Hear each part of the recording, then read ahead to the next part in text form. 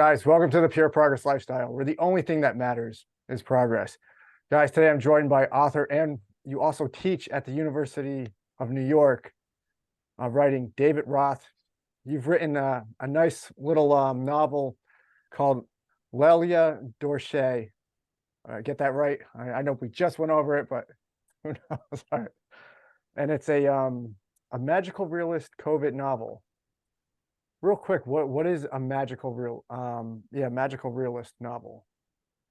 Well, yeah, that's a good question. It's a genre of writing where, the reader basically has to suspend, when we read a magical realism piece, it demands that we suspend our prevailing belief system and buy into another, right? And the writer's job is to make magical characters seem as believable as possible, and at the same time have them transcend reality into a sphere of fantasy. Yeah. Okay. So, my gosh, like what a topic. There's still people that are really on edge about this topic. What gets you started on wanting to write a book like this? Well, I'm based in Queens, New York, and for a while in the early spring, during the heady days of COVID, the early spring of 2020, Jackson Heights around here was the epicenter. It was called nationally the epicenter of the epicenter. Like New York City was the epicenter, and our neighborhood was the epicenter of the epicenter. So complete chaos was raining down on Queens, New York. And I remember, I was coming home from the grocery store, and I was coming. I live in a building. I don't have a house. I live in an apartment building with 80 units. And I was walking toward the mailbox area, and there was a neighbor hiding behind the mailboxes because she was so scared because I was coming in with bags of groceries, which was evidence that I had been in a public place. Oh, And yeah. this particular neighbor had a daughter with what they called then an underlying condition. So she was scared that she was going to get COVID from me and then transfer it to her daughter. It was almost like she was looking at my hands like I had 7 bloody claws, right, on my Right. face. And so when I saw her, I just ran away up the stairwell. And I'm a writer. So as I was running up, I was thinking, my God, I got to turn this into something. And I said, you know what? We need a little magic here because this is going to be a really dark novel if it's just documentary like. So that's where I said, we got to lighten this up with fantasy realm to the novel. Yeah, That's how it started. Yeah. for sure. I like the idea. Just one of the things you talk about was, why would anybody want to revisit this trauma? And I think it's a very good idea to revisit just to see how susceptible we were to things that we didn't even know fact or fiction. Just we were real quick to just jump on people and had no idea what we were talking about. And Well, I think that's really well put. And I was reading something recently by a famous filmmaker who has a movie coming out called Cast. But Ava DuVernay is her name. She's quite well known. I believe she also might have directed what was that movie about NASA and African American women in NASA? Well, that was a great film. Hidden Figures. I think she directed that. Anyway, she just was writing. I just saw it yesterday, and she said, people forget about the early period of COVID and how the chaos that was going on. And she said maybe they forget about it because they just can't deal with it. And also because there have been many other chapters, even to the present time, COVID still is an issue.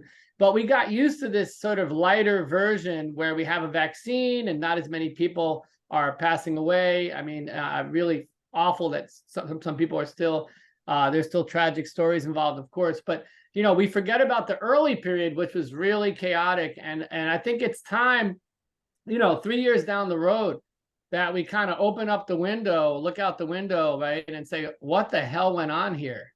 without a doubt, like,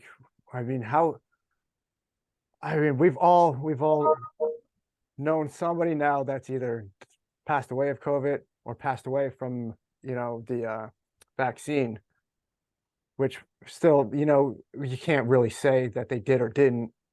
But we something that was a little too suspicious for people to die at that age, you know.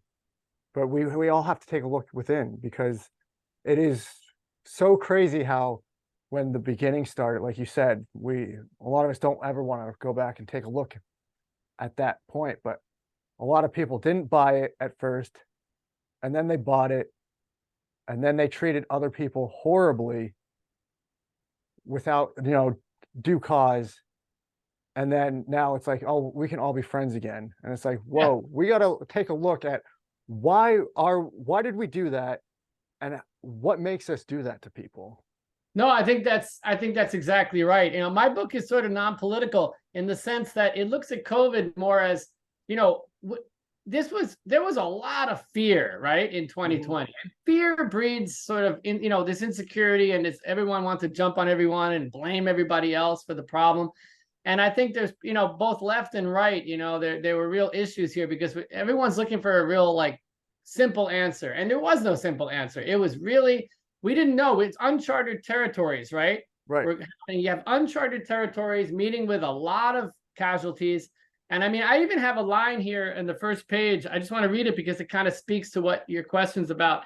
And, this line actually kind of pissed off some people in New York City who were like, what are you trying to say?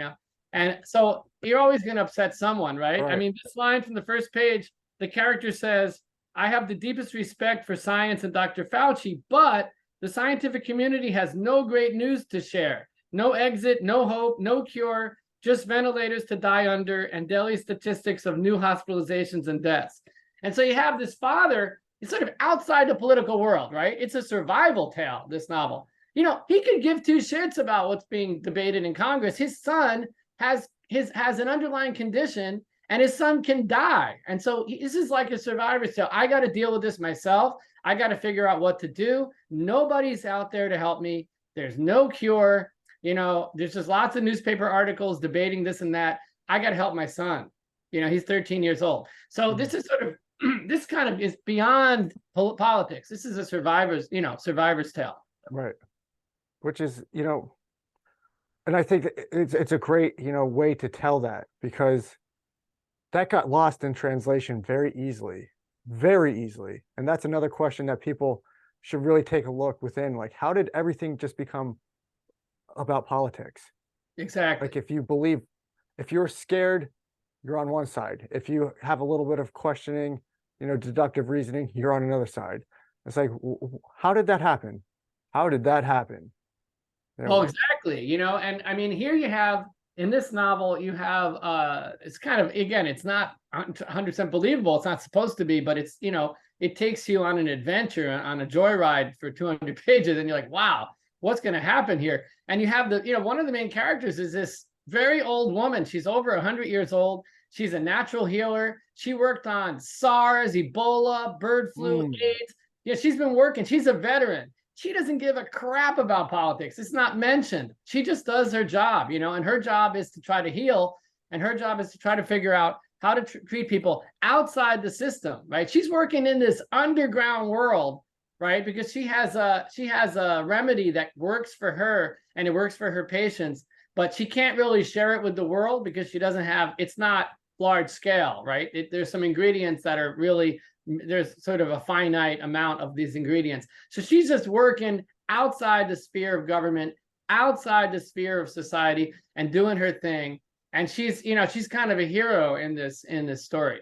Well, I got two questions that come to my mind real quick, but let me just in order. What kind of pushback have you gotten for being a writer, at the University of New York? You mean about this? Yeah. Yeah, I mean, again, like you kind of implied earlier, people want simple fixed solutions that fit their own ideologies, right? And this book stands outside of that. If you want that book, I guess you can find it somewhere else. This book stands outside of any left-right interpretation.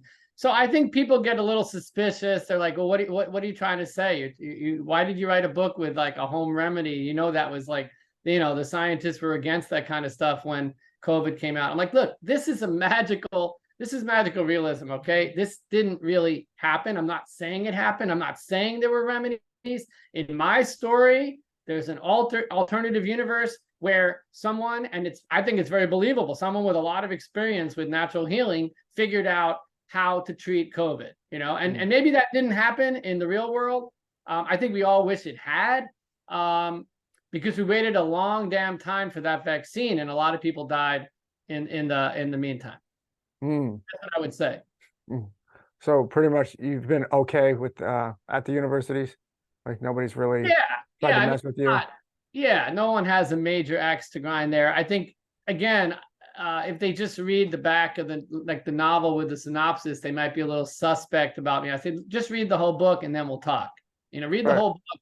It's you can't just look at a line and then get reactionary. So Yeah, right. No, I agree 100%.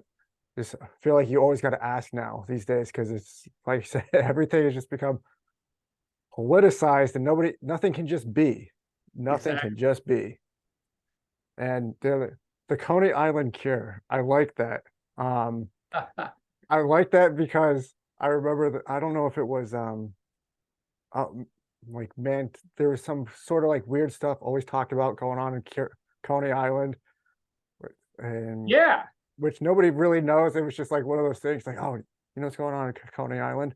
No, but I know there's some weird things going on up there. Well, growing up, for me at least, Coney Island, represented sort of a fantasy world on the Atlantic shore.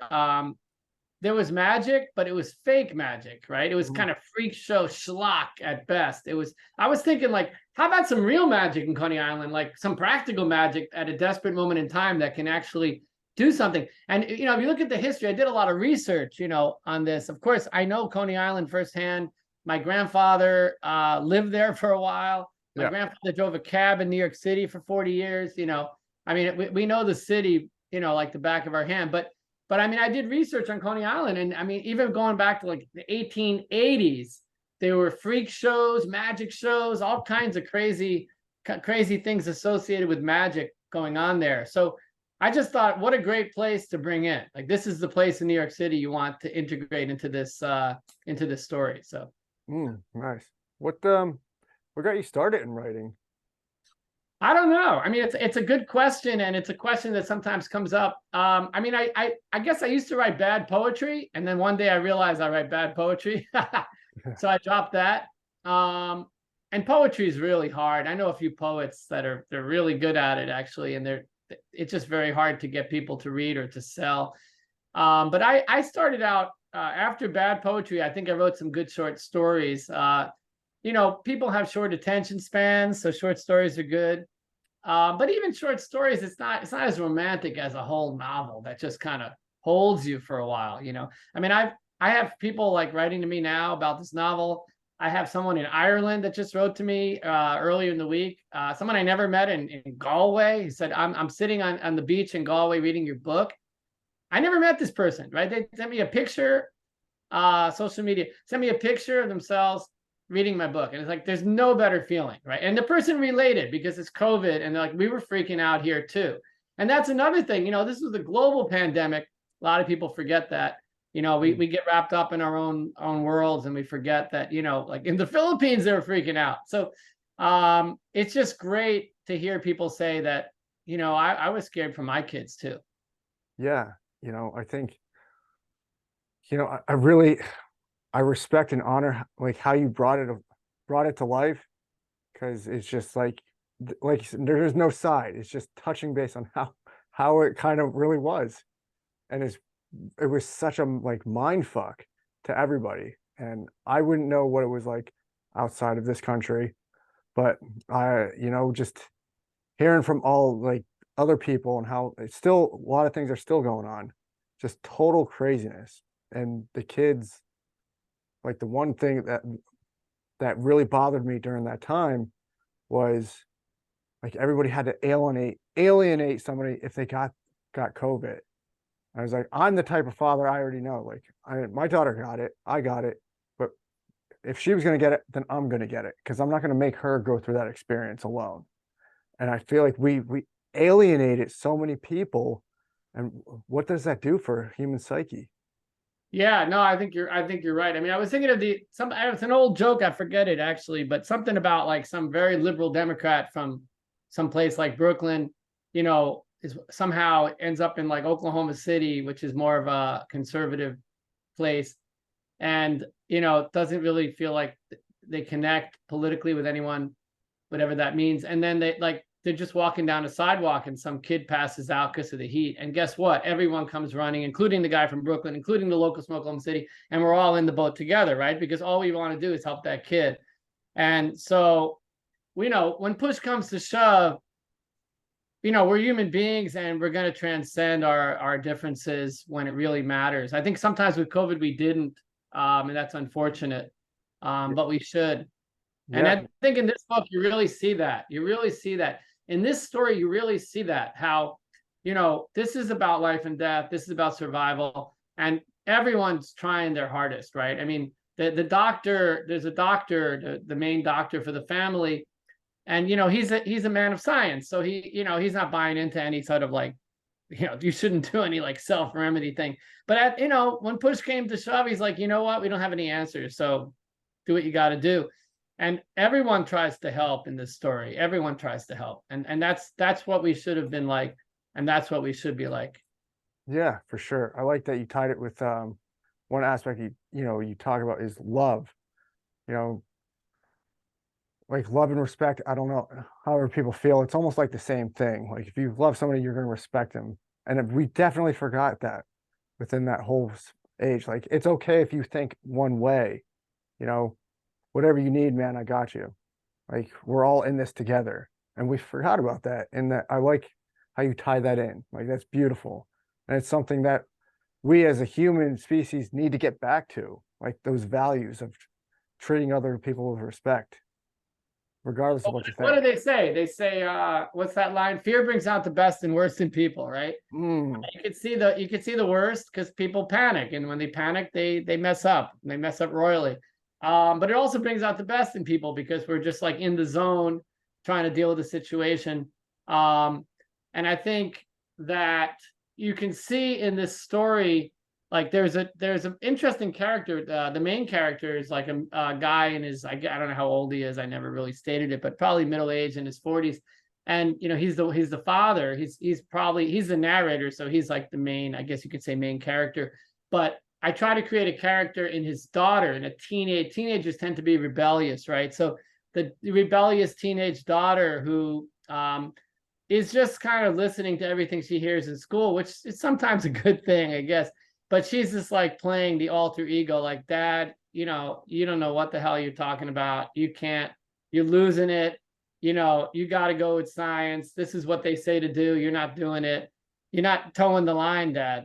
So I had to create like one character who's just all about just listening to what she hears and swallowing it all without thinking critically about what she's hearing. And maybe that's a little bit of a comment on giving a little bit too. It's good to trust, right? I yeah. mean, but sometimes trust can be a little dangerous too, because you're just buying everything you're hearing without maybe thinking a little outside the box. Mm, without a doubt. And this piece of writing definitely has some of the stuff that we used to love in all sorts of stories, like values, connection, how we get through things, and that really ties it in. I like that. I like that a lot. How long did it take you to write this?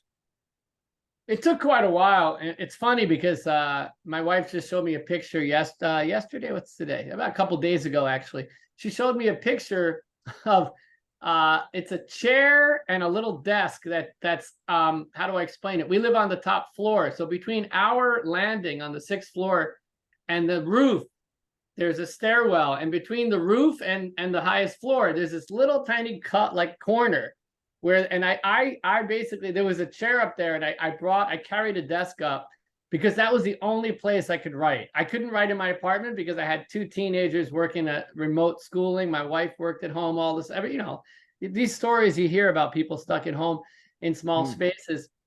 And I couldn't go anywhere like out. I couldn't go to a cafe because the cafes were all closed. This is New York City, right? I couldn't go to a park because it was cold. How long can you sit outside when it's cold out? So I had nowhere to write, and I just created this little tiny space. My wife showed me the picture a couple days ago. I'm like, was I sitting up there every day? She said, damn straight you were. Every day you went up to that little crazy space. I created this like weird space. So it took me a long time to write the piece. I mean, I don't know. I talked to other novelists. One of my friends wrote a book, and It's pretty good, actually. I really like his book, but it took 8 years for him to write the book.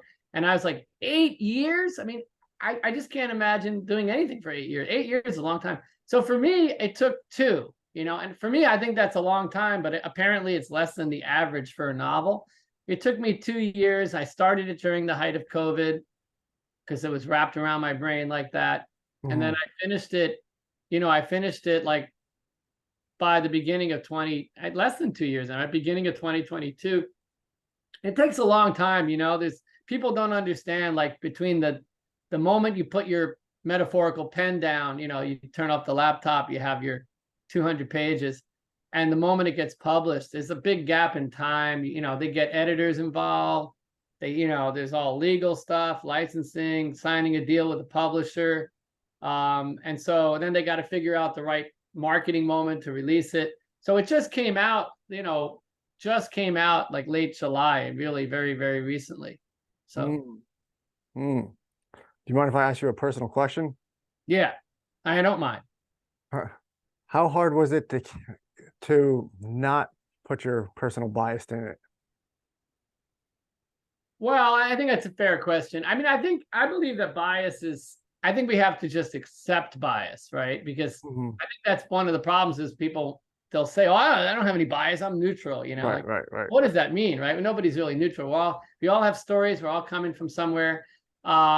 And that creates our bias, but you try not to be over biased, right? I don't know. I mean, it's there's a lot of autobiographical stuff here, so I guess that's your bias. You just bring it in your own experience, and it is what it is. It's what you experience, so you're going to write about it. I think that the bigger problem for me is that when people read something, if people know you and they read the book and they see something that's absolutely true in your life, they then think the whole thing is autobiographical. So like someone will say, oh, that character, right? That's based a little bit, that's kind of based on your daughter, but your daughter's not like that. You got it wrong. And you're like, no, I didn't get it wrong. It's a work of fiction, right? Mhm. I just took a character and changed that character because that's how we create fiction. We often start with something that's pretty darn real, and then we play with it, so that it's not real anymore. So people don't get that. The moment they see something that's, oh, that's your daughter's desk, that's your daughter. I'm like, well, nah, it's not exactly, it doesn't work like that. It's Right. hard to explain that to people. And then people take it personally, like, well, then why didn't you put more about this other character? I'm like, no, it's not, I'm not writing a true story about my family. That if I want to do that, I'll do that, but I'm not doing that. Mm. Yeah, that makes sense. Was there any times where you're like writing, you're like, where you had to question, like, is this right? Or is this, is this fact? Or is this just more of my emotions?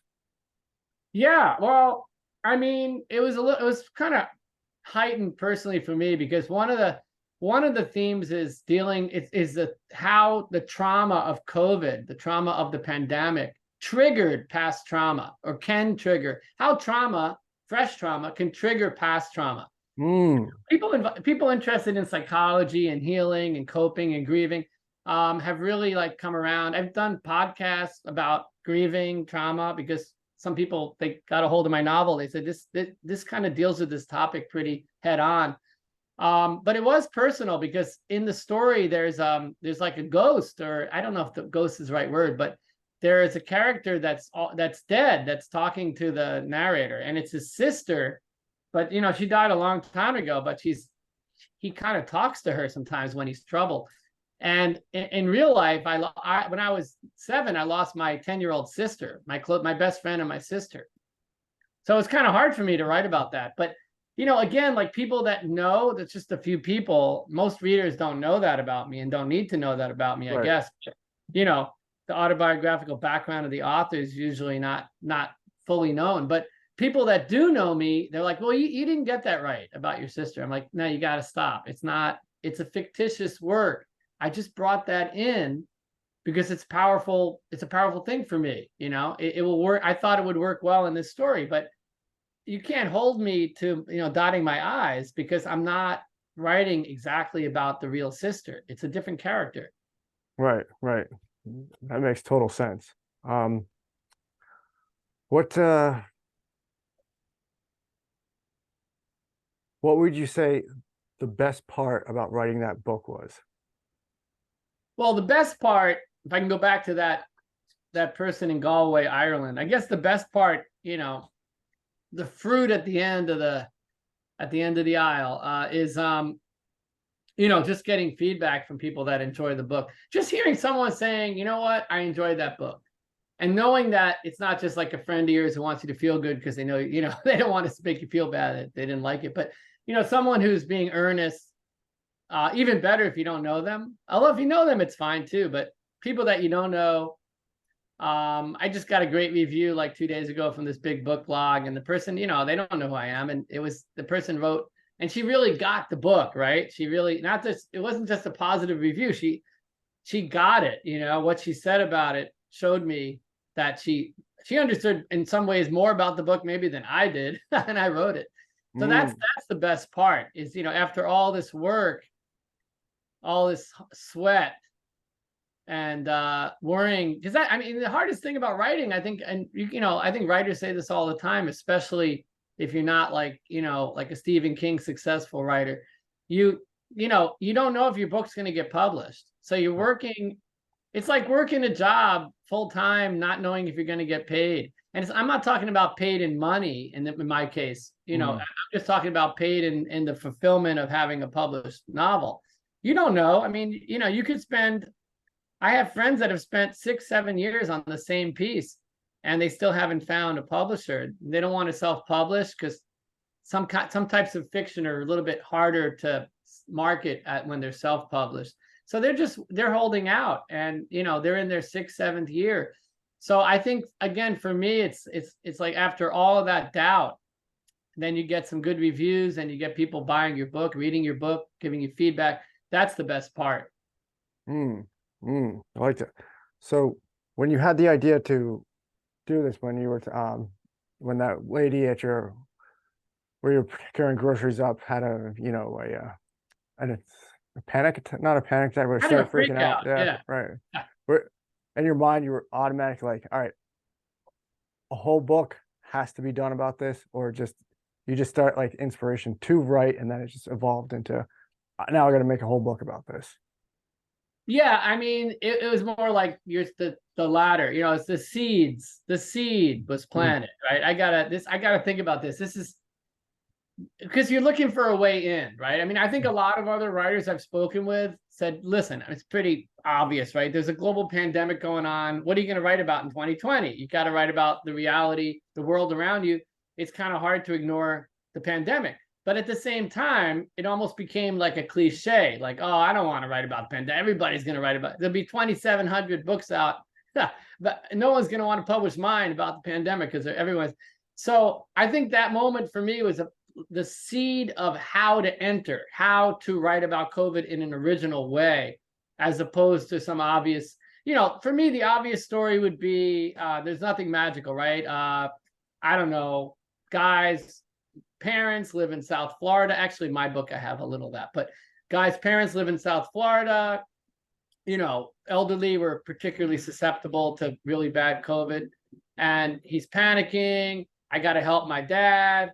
I got to get him out of there. He can't be in a nursing home. And then there's some kind of like rescue mission or something.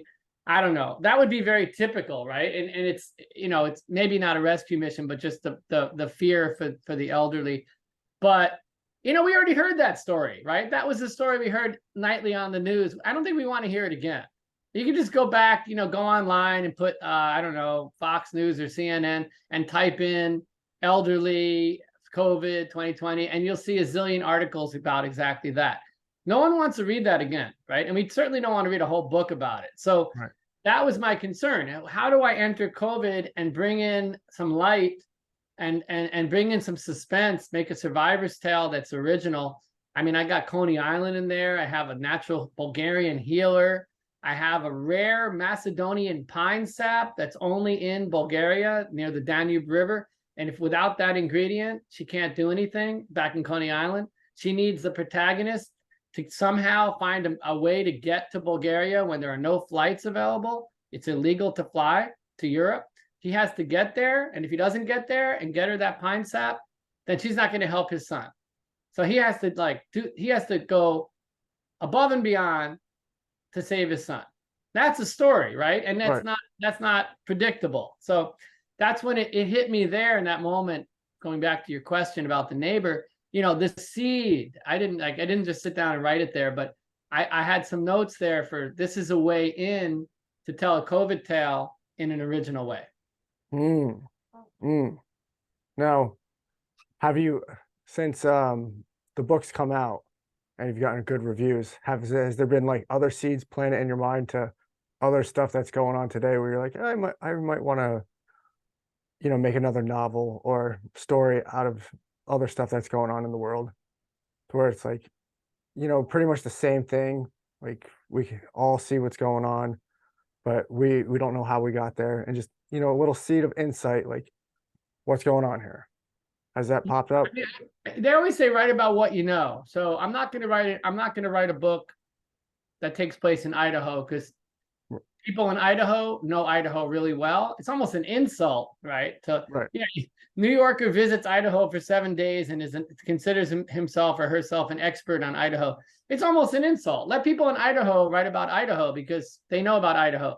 I mean, there's nothing wrong with. I'm not saying I can't legally do that. I can do whatever. You can write whatever you want, free country. But it's just not. It's not the best thing to do. Write about what you know. So I know I live here in New York City. This is like almost like a country here. We got 8.5 million people. So, and this is something I know because I live here. So, I back to your seed for a new novel. I mean, I have some ideas about delving into taboo areas. I mean, for example, now we have 100,000 migrants showing up, record number, and in mostly like in the center of Manhattan. There's this hotel, the Roosevelt Hotel, and it's like packed. People are just standing all down the block. They don't know where to go, what to do.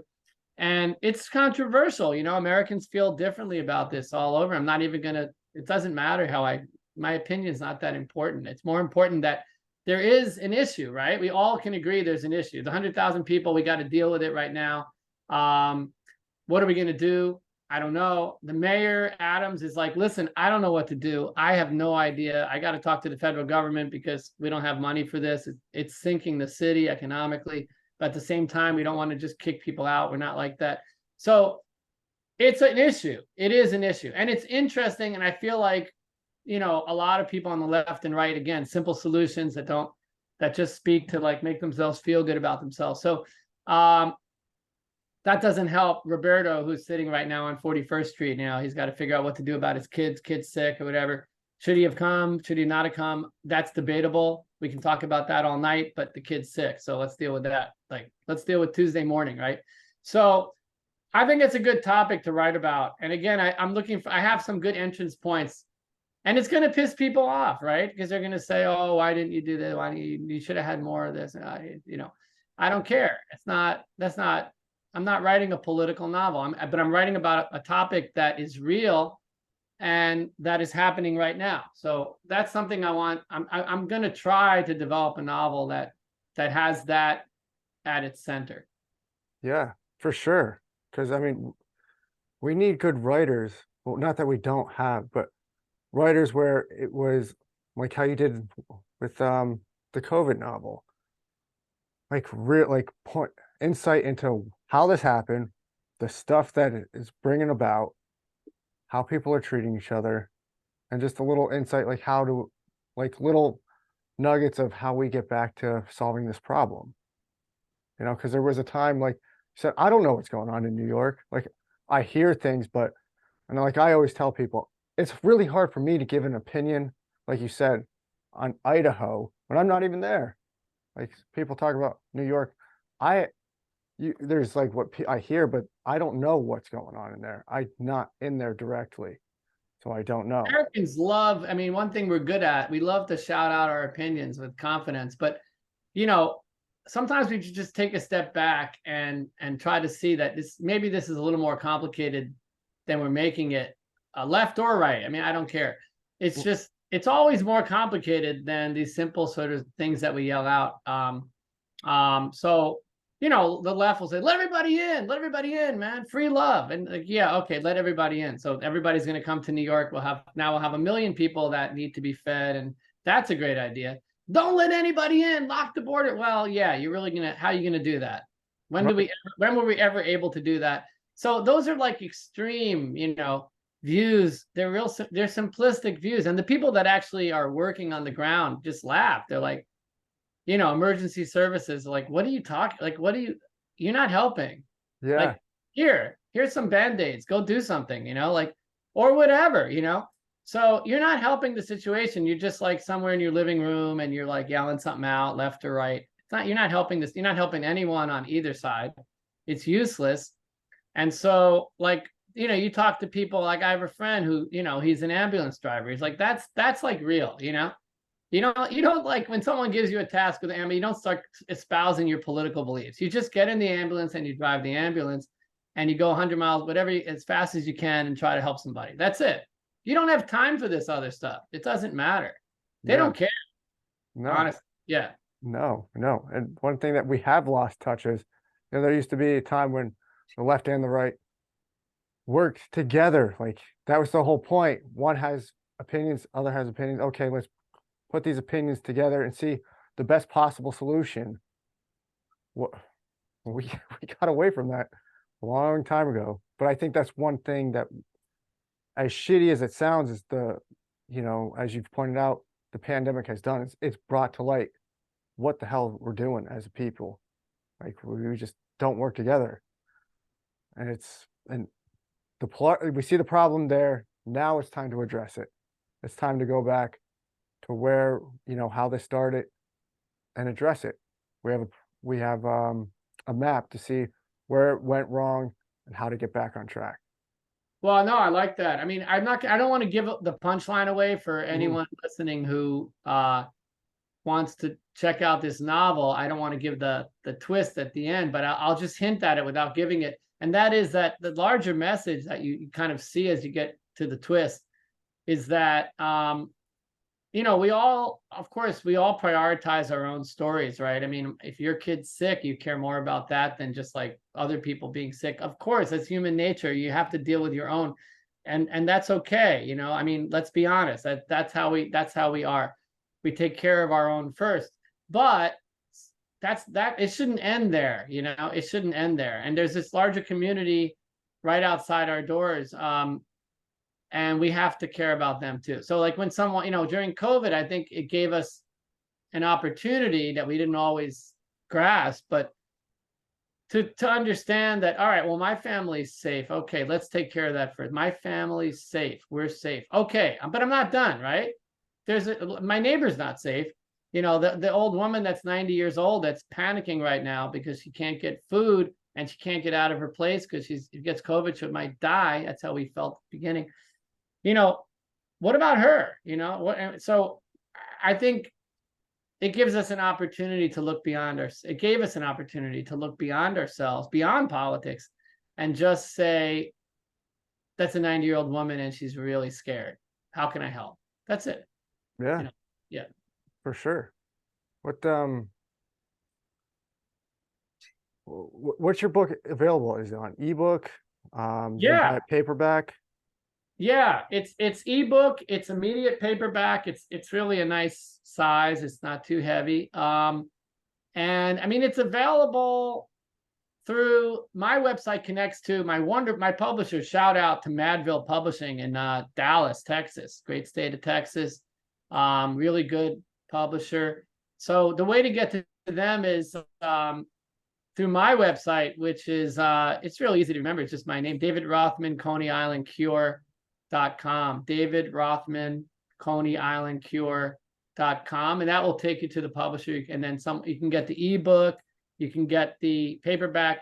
And then of course there's the biggie, Amazon. They have everything, right? So you could just type in Lelya, Dorche, and the Coney Island Cure. It's funny because I typed in just Lelya, what is it? I can't even spell it. Lelya, which means ant in Bulgarian. She's the big hero of the story, actually. But who would think? But yeah, Lelya, Dorche, Dorche. And I typed that in Amazon. I didn't even need the rest of the title because there's nothing else with that name. It's kind of fun when you Google and play around a little bit. So Amazon, it's available everywhere. You know, Amazon, it's available through my website, David Rothman. Just you could just Google my name and the title of the book. But yeah, and it's available in some bookstores, but that's more like that's like more of a New York City thing because, you know, Yeah. in like the physical bookstore, it just has to be in New York. It's hard to call bookstores in, you know, Kentucky and get your books in there. So mostly online, you know, that's how everything's happening these days. For sure. Now, definitely have you repeat that towards the end again, so that way Okay. people really get in their brains where they can get it at. But have your students read the book? That's a good question too. I mean, it's funny. I used to write textbooks because, you know, I teach academic reading, academic writing. So I used to write these big textbooks for big companies like Pearson, Longman, the big textbook companies. And, you know, a couple of times I used my own book just because I knew the material really well. But I always felt guilty, right? Because like you're making a couple dollars per student. It's kind of weird. One semester I used my own textbook, and I think I was making just like $3 a book. You know, the company takes most of it. It's Mm-hmm. amazing how little the authors get. But, you know, I was making like $3 a book and I had like 20 students. So I just told the class, like, guys, I made $60. So we're gonna have a pizza party on the last day of class.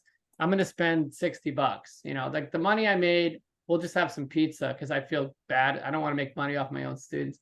Mm-hmm. So my students haven't read the book, although I do have students at the college that are really interested in creative writing. They have these great, I mean, you know, the City University of New York, we have students from all over the world. It's just amazing. I mean, you know, we got the whole world. I think Queens, New York is the most multi-ethnic place in the country. I think LA has a little bit of a comparison there, but I mean, it's just incredible. You just meet people from like we were reading a book about this boy from Honduras who like from the murder capital of the world, this village, what is it called? San Pedro Sula. It's the murder capital, at least it was 10 years ago, murder capital of the world, the most murders per square mile. And it's just like a small town, and it's just a total disaster run by drug lords and gangsters. You can't survive there a day. Like they'll just kill you for not helping them out with their business. And so we were reading this book because and students are interested in that kind of stuff. It's hard to get a 18-year-old to read a book these days. So they love it because it's like really, you know, bloody and scary and real. It's all real. It's not a novel. True story. Enrique's Journey, by the way, if anyone out there wants to read, by a very famous journalist named Sonia Nazario, who used to write for the LA Times. And it's just probably the best nonfiction book I've ever read. I mean, it's all true. Everything's true. It's about this boy who has to get out of there. He can't stay there. And so he takes this trek to the US. And of course, it's hard to cross the border. And his family, they end up in the States. I shouldn't give it away, and they're so poor here. It's just like disaster to disaster because poverty does that. Anyway, so like a couple of weeks ago, one of my students, he raises his hand. He's like, you know, my mother's from that village. And I was like, what? Come on, really? Maybe the country, not. He goes, no, my mother's from San Pedro Sula. She's from there. I'm like, what are the chances, right? This happens in Queens, this kind of stuff. Right. I mean, it's a little village in Honduras, and I have a student from that, you know, his mother escaped that village, and we're reading about that village. So that's the kind of stuff that happens. So I don't know that they want to read, you know, my novel. And it did come up like with creative writers. I said, guys, you know, I'm teaching this class. I do have, you know, a couple published things out there to, you know, if you want to look at it, but I try not to sell. It's kind of awkward to sell. Right. Self-promotion has its limits, I guess. Yeah. For sure. I was just going to ask, you know, how many students have read your book and like what sort of questions have they asked you about creative writing? What are some things that they can take away to help them with their own creative writing? Well, it's funny because this question, I mean, I'm going to change how I move forward because of your question. I was just not going to touch it at all in my own life, but your question kind of like inspires me to actually do something where I might, this semester, I might actually have the class read the first 2 pages, like it's prologue to the novel, not the whole novel. I'll just copy it. You know, I mean, I'm only hurting myself. You're not supposed to copy other people's work, but I'm the writer, so I guess I have poetic license. But so I'll probably copy the first 2 pages and just, it's a good example of, I mean, I hope so.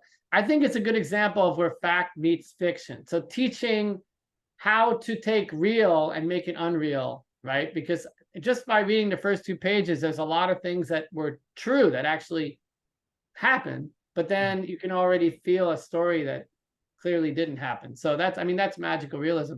So maybe I'll do that.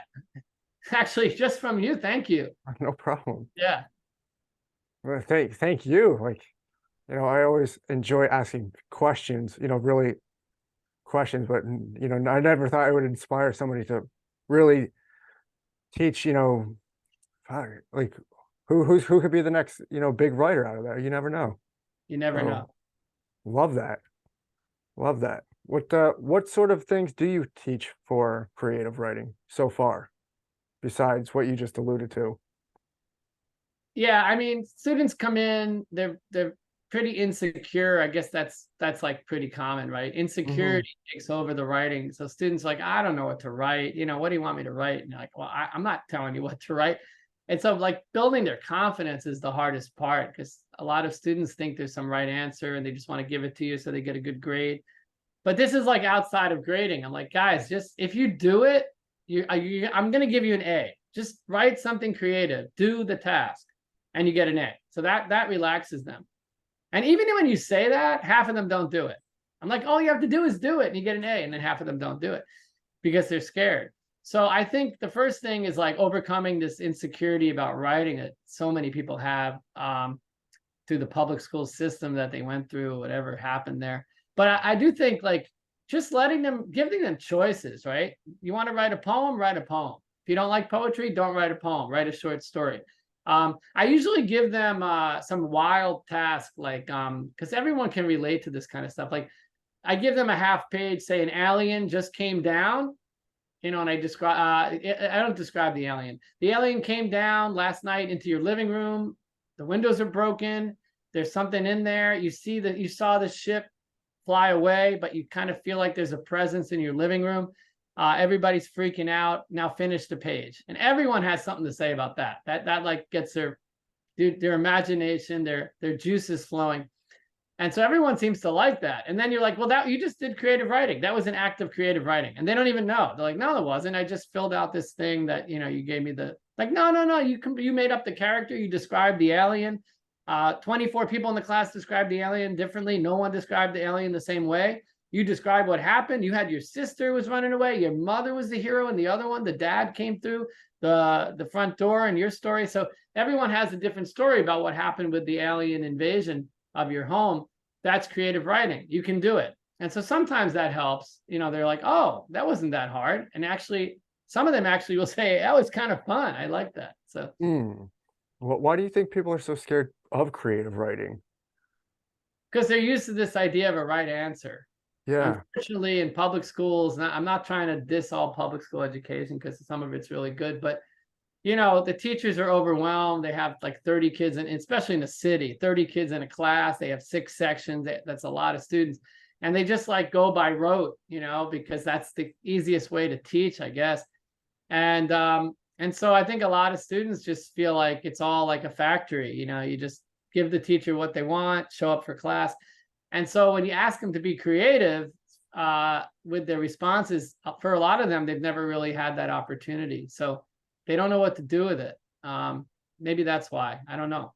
I For wish I. sure. Well, I mean, I could give you a little bit of insight on that right now because, when I was a little bit younger and in college, I enjoyed writing on topics that, I really enjoyed, like topics that I thought needed to change. And I remember my professor in college, my writing professor, he would all give us assignments, a topic that you want to talk about and, write a paper and turn it in. So it was a paper on why baseball needs a salary cap and how it Good and one. how it will aid, fans coming back to the stands. I like it. And so it just, long story short, it became less about the story and it became about the grammar, proper use of words. And it's at that point I was like, I don't even want to write the story anymore. Like it's just it's boring now.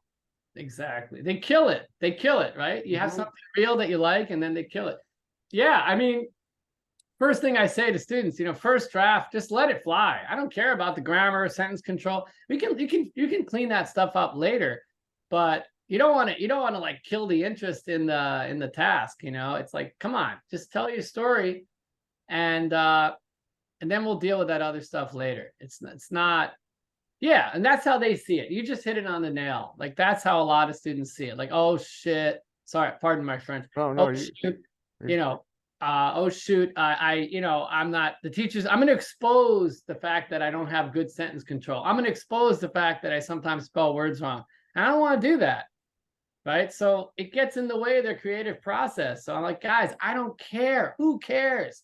Doesn't matter. I always tell them a story of like a couple well-known famous writers who were this awful with like punctuation and grammar, and they can't believe it. And they're like, yeah, nobody, their editor did that. They don't, the guy was famous because of his ideas, not because of he's a, grammar king, right? yeah. No, I love that. I love that because, man, if people would just tap into their imagination and just let the imagination fly, who cares if it's right or wrong? Just let it go. Exactly.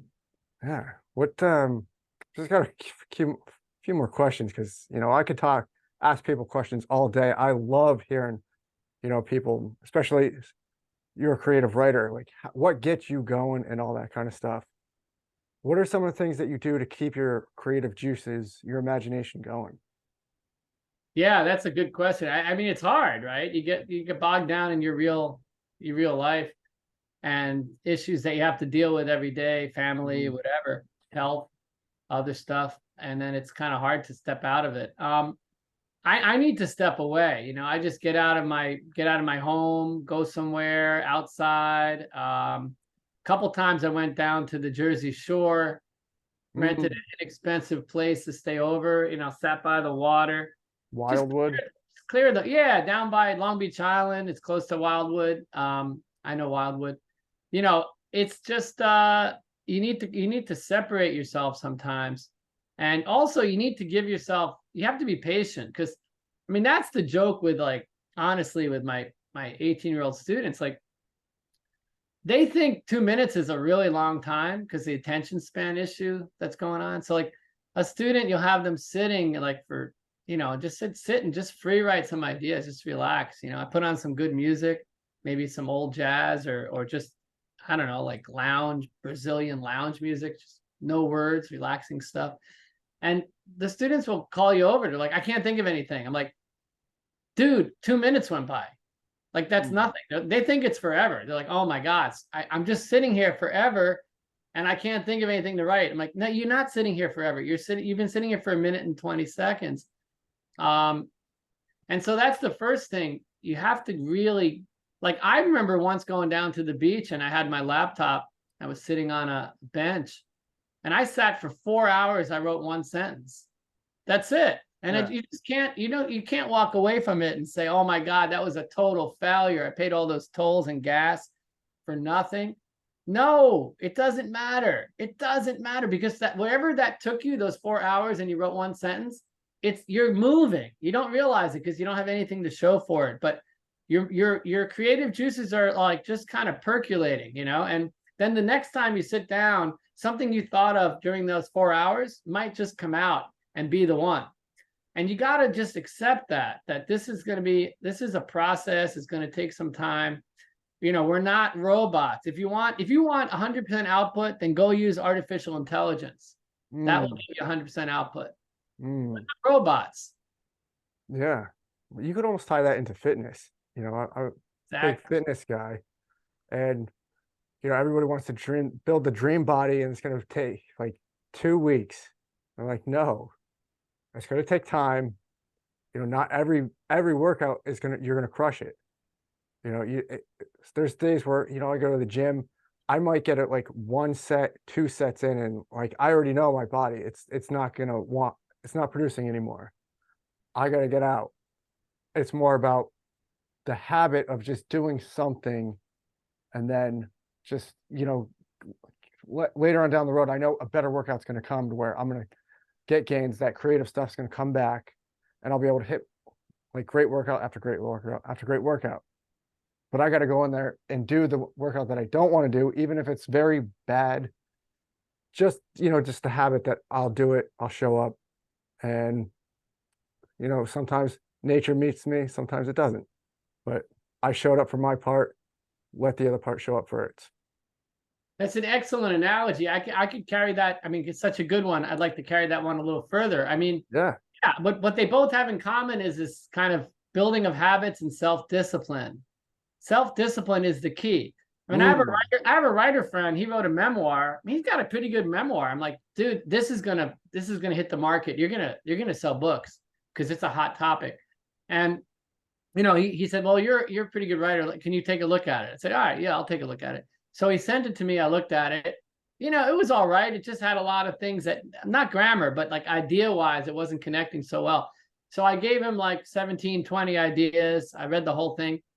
That was like 8 months ago. He hasn't done anything with it since. So I keep asking, how's that thing coming? How's that memoir? He goes, yeah, I got it. I'm working on it. And I think that happens with a lot of, what, you still going to the gym? Still doing that workout that we talked about 6 months ago? Yeah, I mean, I'm getting there, No, you're not getting there. So you need self-discipline. It's like, it's a daily thing. And if it's not daily, then it's every other day, whatever it is. But you have to have a plan and you have to stick to the plan. right. That's it. Yeah. Right. And I think that's where it gets lost in translation, where people quit, is because they think every single time you sit down and write or go to the gym, it's got to be this perfect, workout executed to perfection. It's like, no, sometimes it's just, you're not, just build the habit of showing up, That's it. getting it done any which way. And then the creative stuff, or, the flow of things will show up. You just got to do your part and meet it there. And Yeah, I mean, eventually I'll you can spend two apply. months. Yeah, sorry. A couple months ago, I started, like maybe more than a few months ago, I started a new writing project. I thought it was pretty good. I don't know. It's pretty confident because I had this book deal already done. And I was working on it. I have this wonderful writing group. Shout out to my writing group. Anybody ever here's some writing group? Great group of people that we meet. We talk about our stuff. We read each other's chapters and we help each other. We support each other. And I showed them and nobody liked it. They were like, it's the perspective's off. You can't really write from that, but it's not going to work.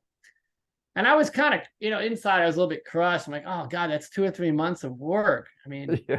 2 or 3 months of work and comes to this meeting and it's all crushed, but I mean, that's the game, you just can't always, I think about baseball. I mean, somebody goes 1 for 3, that's amazing. 1 for Yeah. 3 is amazing in baseball. It's a 333 batting average. Everybody wants that. Right. But where else in life, do we accept that? In baseball, they accept it because that's a good batting average. But I think we should look at baseball for, as a metaphor for life. I mean, really, honestly, let's go 1 for 3. 1 for 3 is good. Yeah, I'll take it. for sure. Even if the 1 for 3, you get like, even if you're a baseball guy, a dying quail, you get a dying quail, but you strike out twice, but you just get a dying quail every game. Like, you're That's getting it. paid for those numbers. You were getting paid for those numbers. That's it. Love it. Now, well, you're a drummer in a band Yeah. called what? Educators Yes, educate. I like that, with a K. with a Educate it with a K. K. Yeah. Like, Well, there's a German movie that we thought was kind of it was just this interesting movie like 15, 20 years ago that everyone it's weird, like when 4 people have all seen the same movie and it's not a common movie. So, mhm. it just kind of happened. We were practicing and someone mentioned some scene from this movie and like, oh, I saw that. I saw that. If all 4 people had seen it, we're like, that's got to be an omen. What's the name of the movie again? We're like, Educators with a K. All right, that's it. That's how we did it. But my daughter is teenager. She started in this band when she was 16 because my brother-in-law and I were singing horribly. We could play our instruments, but we couldn't really sing. We still can't. Mm. Well, sorry for my brother-in-law. He's pretty good, but I'm not. And so my daughter's this like trained singer. She's a really good singer and she plays guitar. And so we were just kind of kidding around. And then all of a sudden we're like recording, we were playing all over New York City. We played a festival or two. And then now it's like, wait a minute, she's 20 years old. It's like, do I want to play with these old guys? And she doesn't seem to mind because she's like, well, I mean, I got I got an audience. So, all right, I'll play with anyone. So it's been a lot of fun. For sure. How long have you been drumming? Well, I've been drumming most of my life. So, I started when I was 8. And then in college, I was out in school in University of Wisconsin. Shout Mm. out to Madison, Wisconsin. Love that state. And I was in a few bands there, and I thought we were going to make it like all other bands. You think you're going to make it. And, you kind of make it locally and that's it. And then I kind of put the sticks down, had a family, settled down. And then my daughter, I don't know, it just kind of happened. And like a different stage of life being in a band. But it's, if you're not, for all the drummers out there, you never forget. You get a little rusty, but you never forget how to play if you learned how to play. Mm. You think sometimes, when you guys go out and play, you jam, that aids in creative juices to your writing, like in I think some way? so. Yeah, I think so. I think there's a deep connection between music, the sense of rhythm and timing that you need in Mm. music. And it has to click. The music, the rhythm, the timing all has to click. And I think that's true with sentences too. There's a musicality to sentences that it's hard to teach it and it's hard to do it. And it's sometimes hard to put your finger on what makes it, like, why do you like that song? It's hard to explain. I just like it. It sounds good. It's hard to come up with the language. And it's the same thing with writing. Sometimes it just flows really nicely. But I think as a writing teacher, you have to figure out how to you need the language. You need to break it down. And because someone's going to say, well, what is it about it you like or don't like? And you need to be able to say that. You can't just say it feels good. Right, right. Yeah, I just asked that because like creative writing, it's big time. I like to do these podcasts for sure and other ventures, but I always have that one thing like football, sports for me is just my thing where like I can look at it, I know what's going on, I love it. I love all the interactions, the details, and it doesn't even feel like anything to me. It's just something I really enjoy. But I feel like every time I get a little bit of that out with me, I can come back to this stuff and just ready to jam on. It's just my thing. So I Yeah, feel like everybody sports has a thing, the thing where they sports just thing need to is a get into it. language. Yeah, no, exactly. I was listening to the longest running sports radio show the other night. It's from Fordham University, has the longest running continuous sports show in the nation. It's true. And I love their show. And these guys are like sports nerds. They just know their stuff. They know everyone's batting average, football, the draft. It's just amazing. It's like a whole nother language. And these guys Mhm. master it. They're confident. They can talk it. And it's so damn interesting. Even though I don't know half of what they know, Right. it's like music too, right? It's just amazing how much they know about sports, like what they can predict is going to happen, why it's going to happen, what are the factors affecting this game that's coming up. It's a language unto itself. It's really amazing. It is. It is. Are you a football guy? I like baseball more, but my son got into the Pittsburgh Steelers, so now it's like Oh, I well, of gotta course watch some this naturally Steelers. happened. Yeah, That's my team, the yeah, Steelers. yeah. Yes. It's gonna be a good year. It's Oh, phenomenal. finally. I don't know. It is the year. It's the I hope year. so. It's funny. My dad always calls me a lifelong optimist because every year before the season starts, I'm like, this is the year, Dad, Super Bowl 2023. The year before that, Super Bowl 2022. Every year's the Super Bowl. But just, that stuff, just looking into that stuff, it always gives me ideas on how I could do things better. Like it's such a joy to watch it, but you think of everything like how a lineman has to stand, where he puts one left foot on a certain play can make or break the whole thing. And you just look at the details like, wow, that is so spectacular. And then you just take a little bit of that. And even though people think like, you shouldn't be watching any of that stuff, it hurts your creative process. I would beg to differ. It gets your creative process going even more because then you think, okay, if his one step makes or break a difference, what can I do better one step at my own thing that'll make or break something? So everything always has a part to play in everything you do. Well, Mike, the Steeler coach, Mike Tomlin, he's amazing. He said, I He remember really is. he always says smart things too. He's a brilliant guy. he said it's a game of inches. They asked him like, well, what happened? You guys just missed the playoffs again, or this or that. He said, listen, it's a game of inches. It's a game of, it's incredible. The difference between success and almost success. It's just a game of inches, and you got to be in that space, and maybe you'll get past that inch mark you need to get past. But, and that's a good metaphor for life. I mean, it is a game of inches. I mean, I think about my novel, you know, I mean, you know, you get one influencer, right? Somebody, you know, I don't know, David Grohl, the Foo Fighters, just happens to, you know, meet your second cousin who happens to have a copy of your book, and he happens to be looking for a book that day, and he happens to read it, and then he likes it, and then he says something on his social media, and now David Grohl it's a game of inches, and you got to be in it to win it. And like Mike Tomlin said, sometimes you do, sometimes you don't, but you got to just keep that thought in mind, that it's always, it's a game of inches if you're in the game. If you're not in the game, there's no measurement, right? Without a doubt, you know, and just to leave people with one more Tomlinism that is just so true of life is, you know, when he always talks about between average players and great players, and it's doing routine things routinely. It's like, wow, like you don't really, that just, to a lot of people, it's just an expression until you really start to break it down.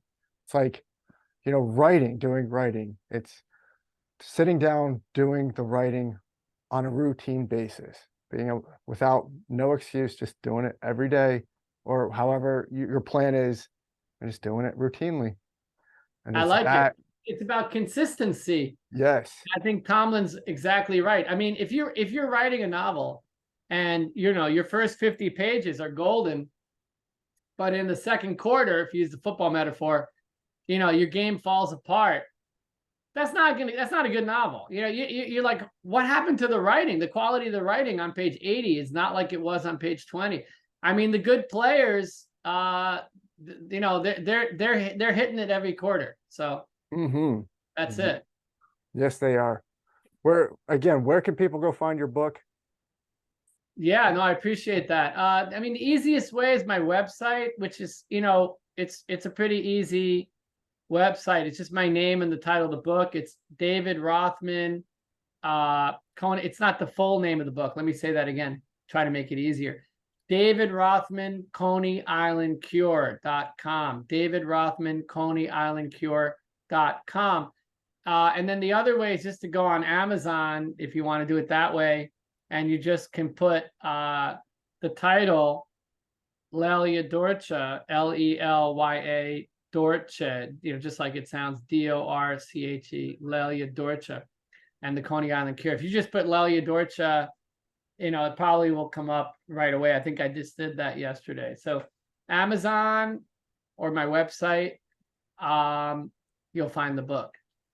Instagram, you're on Instagram? Yeah, yeah, that's another way. Thanks. It's at David Rothman Writes. So just my name and the word writes. At David Rothman, Rothman, Writes. WRITES, you know, writes. At David Rothman Writes. Instagram, yeah. Awesome. What's next for you? Well, like I said, I'm thinking about this crisis with the migrants in New York City and how to create a story around it. There's actually this great neighborhood in Queens. A lot of people don't know about this. There's this neighborhood called St. Albans, just like it sounds, St. Albans. It's a sleepy town in the middle of Queens that you're never going to hear about. But it was sort of the jazz capital in terms of residency of jazz giants for the whole country. It's like the largest. It's like, you know, household names like well, Louis Armstrong lived in Corona. He's the most famous, but that's very close to St. Albans. That's in Queens. But then like Ella Fitzgerald, who else? Duke Ellington, Charlie Parker, and then even the funk James Brown, because he just wanted to be where the musicians were. All these guys, and ladies, they lived in St. Albans, Queens in the 50s and 60s. I mean, can you imagine the parties? I mean, and also keep in mind that before rock and roll, jazz was king. You know, like these names, like you think, you know, you say like Bad Bunny or I don't know, Kendrick Lamar, Beyonce, you know, yeah, they're big names now, but you know, the towering names at the same level or higher back then were Ella Fitzgerald and Duke Ellington, and they were the superstars of the time. So imagine all your favorite pop artists living in the same neighborhood in Queens. That's what it was like in the 1950s, 1960s in St. Albans. So I just thought this is going to be a great place to set a novel. Um, so what I did was, well, I haven't really written it yet, so I don't want to say too much, but I'm connecting the St. Albans jazz neighborhood somehow with the migrant crisis in Manhattan, really. And how do I do that? Well, you'll have to wait and see, right? But that's what those are the seeds, and I'm bringing it all together for the reader. Awesome. I look forward to that because, like I said, it's one thing, to hear about other people, but to share someone's expertise in what's going on in there, it's being their own, creative way. It's just beautiful. Beautiful. Thanks. All right, David, I appreciate you coming on. It was an honor. Appreciate it so much. That's great. This is a really good podcast. I have to say, I've been on a few podcasts and like some of the questions were just like really a little too generic. And this was the opposite of generic. These were great questions. They were purging. They were personal. They were interesting, I think, for the listeners. So I really appreciate it. Oh, thank you. Thank you. Appreciate that very much. All right, guys, you know where to find him. Go check out his book. It's amazing. I mean, it's probably one of the most creative things that you can read, especially what's going on today. So check him out. Thanks, David. Thank you.